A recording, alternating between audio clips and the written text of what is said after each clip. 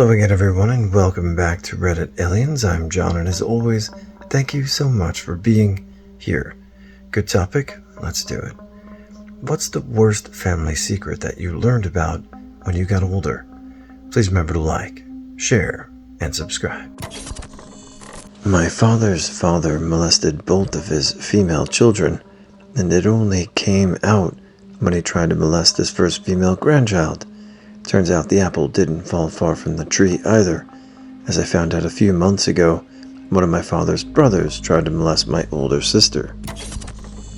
My grandma's sister died when she was 15, hit by a car right in front of the family house. Well, my uncle bought the house years ago and found her hidden journal. It turns out great-grandpa was abusing her, and she killed herself. Great-grandparents living in Europe lost all their kids in the Spanish flu epidemic. They immigrated to the US and just popped out 5 more kids. Wild. My sister's boyfriend was arrested and charged with first-degree R of his elementary school-aged daughter. He R'd her repeatedly under threat of her life.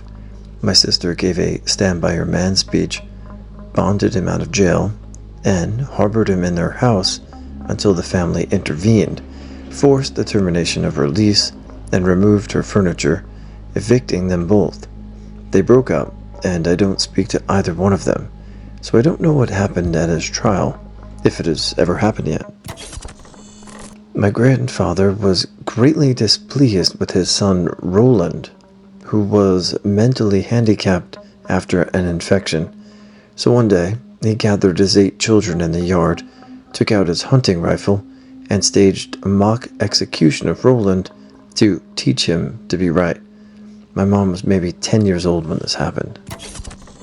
My paternal grandfather was a preacher and generally thought to be a godly man.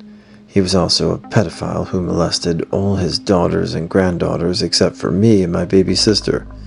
The reason we weren't touched was because my dad put a knife to the old man's throat and explained in great detail what would happen if he touched us. My mom always told me my father had died in Vietnam during the war. Imagine my surprise when he showed up to my high school graduation because he'd seen my name in the local paper. I graduated valedictorian, and I'm a junior. It turns out my mom had kidnapped me when I was a baby to keep my father from trying to get custody when they split up. He lived about an hour away from me the whole time I was growing up, and neither of us knew it. Grandma had a younger sister who she was told died in infancy but was actually sent away to another family member because she was severely mentally disabled and the family was embarrassed to have an abnormal child around. We found her living with some of Grandma's cousins when she was regularly beaten up and even doused with boiling water when she misbehaved. She was in her mid-50s then, but had the mental capacity of an 8-year-old. She eventually got out and ended up in a special needs nursing home where she was fortunately treated better. But the damage was apparent, and she'd scream and throw a fit whenever the caregivers filled up a hot bath, made coffee, or had anything to do with hot water. My mom, 18 at the time, was R'd by her uncle at his 40th birthday party. Afterwards, a family meeting was called where everyone expressed their opinion, but the kicker is my mom's experience got dismissed. Her grandmother labeled it as her fault because she was drunk, and it was decided to keep it secret from his young sons at the time, especially the oldest, who had additional needs. This year, her grandmother passed away, and at a small gathering with alcohol before the funeral, her auntie, the artist's younger sister, revealed to everyone that he had also done it to her when she was 18 back in the 70s. Naturally, this was a major shock to my mom and brought up many feelings for her and the extended family. My auntie, who married the artist, was still determined to keep it a secret from her oldest son, who is now in his 40s, even though he is now a functioning adult. Thankfully, though, after this revelation, this disgusting excuse of a human being has been cut off by most family, and my mom has now started a new chapter of healing. The one vacation I went on with my dad, which I cherished as one of the few father-son bonding experiences of my childhood, was actually my mom telling him, "Take your son and get the out for a few weeks while you decide if you want to be married or not." Apparently there was a work-wife situation brewing, and my mom was not having it. One of my mom's sisters died of SIDS in the 50s. Years later, it came out that my grandfather got tired of hearing her cry and frustratingly shook the shit out of her.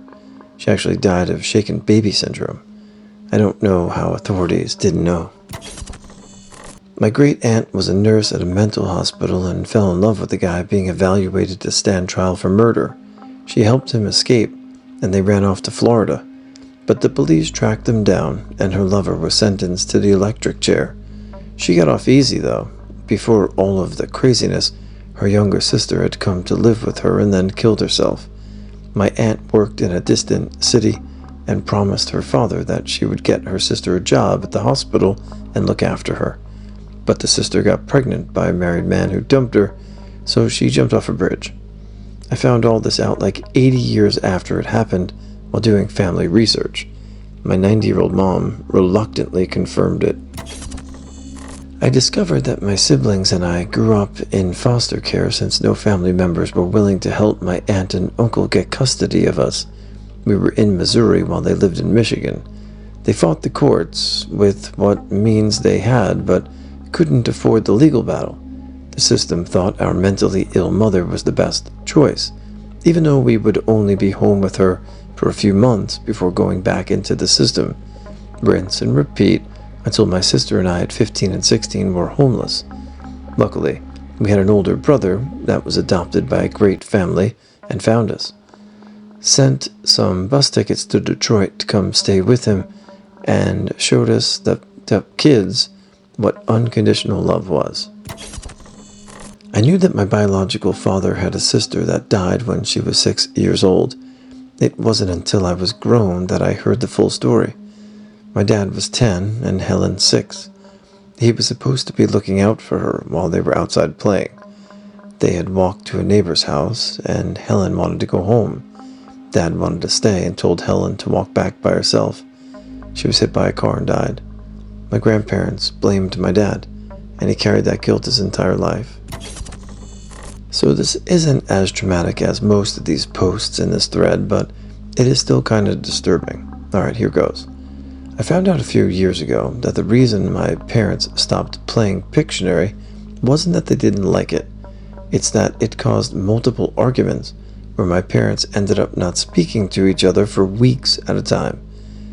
The first argument that was a big thing was that my mom did not know that Zimbabwe was a country. The second was about whether goose pimples and goosebumps were the same thing. And the third one was about whether a pig's tail curls clockwise or counterclockwise. Apparently, that argument led to my parents only saying clockwise or counterclockwise to each other for about 2 weeks.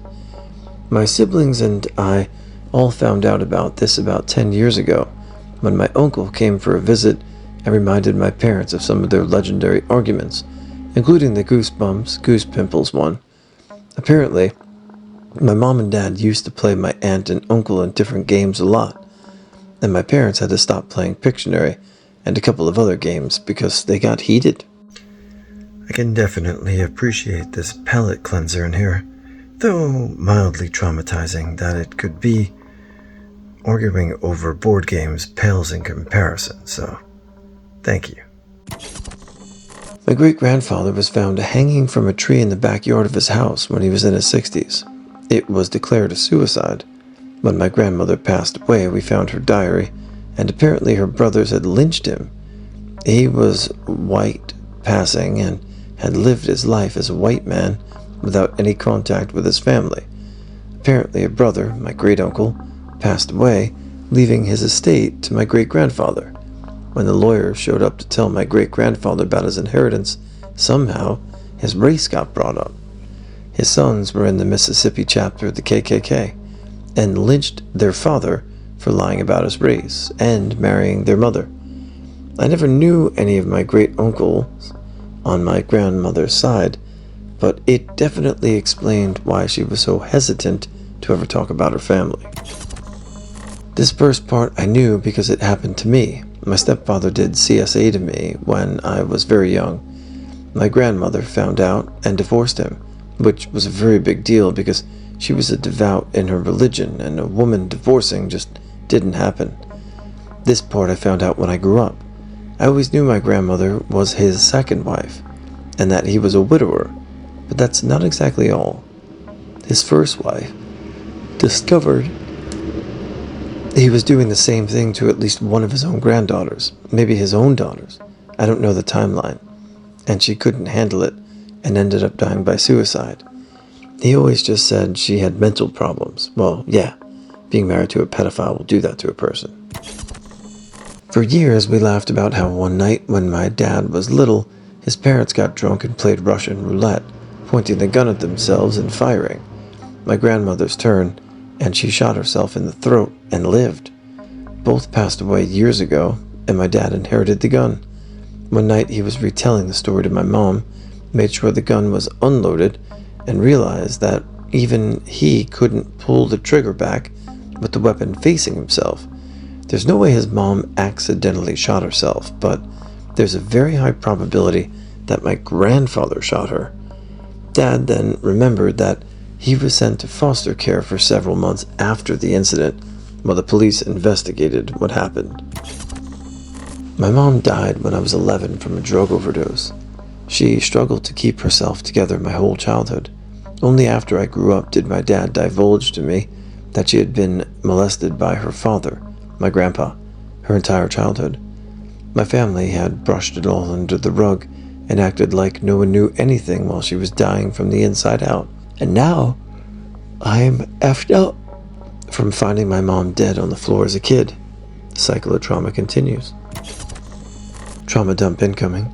My father has always had a soft spot for his family. My family, has generations of abuse. Growing up, I didn't know that my brother, around 12 or so at the time, used to molest my sister, 7 or so at the time, got caught, had to live with my grandparents for a while, and this ended up with both of my siblings in years of therapy. I was 4 or so at the time. Well, we also used to have my cousin, about 25 years older than me, live with us on and off. He also molested my sister when she was in middle school and high school. Several years later, it came out that my cousin was also caught molesting his stepdaughter. During the trial, there were a lot of language that I had heard him use, such as being fresh, so gross. My dad went to the trial several days to support his nephew and try to tell me things like she was asking for it. The girl was 13 or so when this was going on. My mom, siblings, and I all went at him hard on that one. As you might have guessed, my sister has a lot of mixed feelings about my family. My mom also was in a coercive relationship with her supervisor from a retail store. On Saturdays, my dad worked a second job, and that supervisor would stop by. We would hide in the house. Except, sometimes my mom would hide, and I would let him in, because I liked him, and had no idea at the time that I was bringing him in to harm my mother. My dad has a TBI, and always has trouble controlling emotions. He has mellowed at this point of his life, but growing up, he had 3 levels of rage that he would use most days. Low rage, yelling, calling us names, telling us we were worthless because we didn't make this house immaculate. High rage, scream singing Mona Lisa by Nat King Cole, which was always weird to me because he really hated African Americans and legitimately would just scream Mona Lisa, Mona Lisa over and over because he didn't know the other words. Meltdown, throwing all of our things in the yard and or screaming at us to move out and go live at my grandparents. Luckily, it mostly missed me. I was emasculated by my brother and his friends, being forced to put on a dress, forced into the bathroom by my brother, who would watch to play Show Me Yours with my sister, and ended up playing a lot of Spin the Bottle, 7 Minutes in Heaven stuff with my sister's friend throughout elementary school that involved a lot of naked dry humping, but Nothing compared to my sister. Now we all live several states away from each other. Ugh, my brother doesn't have kids. My grandpa shot himself with a shotgun on Christmas Day, almost in front of my uncles. Every year, my mother and her siblings would gather together to celebrate Christmas on the night of the 24th, especially after some of them started to have children. My grandpa was known to be a heavy drinker, and was always sad when drunk. On a day he had too many drinks, started to get mad and sad. He left the family reunion to get back to his house, threatening to kill himself. My uncles followed him, while my mom and my aunts were taking care of the children. They found my grandpa with the shotgun he used to hunt with. My uncles tried to convince him to stop all that and to come back with everyone. He calmed himself down. My uncles then got out of the house. As they were getting out, they heard a bang. I don't really remember if he shot himself by accident or not, but I know he died on the spot. I was literally a few months old at the time, and it was a bit of a taboo thing to talk about. We knew he died, but didn't know how. My other cousins were too young to remember. They were all between 2 and 3 years old. Incest is the family curse. My grandpa, with all of his daughters, likely with my father, unsure if either of my uncles were victimized. My father with his sisters, at least 2 of them. One probably forced at least to start with, the other not so much. Hell, one of my cousins could be my half-brother. If he isn't, he's my uncle cousin. My paternal grandmother was likely a victim of her father too, contributing to her doing nothing about the horrors under the roof. But this comes from her sister, rather than herself. My maternal grandmother, and likely her sister, at the hands of their father. My mother is possibly at his hands too, but her memory is fuzzy, so this is on both sides of my family. This isn't even counting further extended family. And of course, me by my father. People had spoken to my mother about my paternal grandfather. Nobody said a word to warn her about my father. Nobody said anything at all until it was too late for me. My mother is still with my father. I still have to see him regularly. She once referred to my trauma as him cheating on her, making it about how hurt her. Looked me in the eyes, about to cry, and she said it. I wasn't even quite 10 years old yet when it started. I can't even look at her the same anymore. Nobody in my entire family has ever faced consequences for their sins. It simply gets swept under the rug, only to be acknowledged in hushed whispers or drunken episodes. If it weren't for my little brother, I'd have cut them all off years ago. But I know he needs someone to put their foot down if it comes to it, and I don't trust it to be my mother, or anybody else for that matter. I'm currently trying to get my own shit together in preparation for the worst case scenario for him, but it's taking an awful lot of therapy in addition to my medication. I understand why so few victims come forward at all. Society is cruel enough, but your family failing you, and this being so widespread, is an unfortunate reality that I'm all too familiar with. I will not be having children of my own. I don't think any amount of therapy will prevent motherhood ripping open the wounds like it's brand new. Not like it's the only reason I don't want kids, anyway, but it sure is on the list of reasons.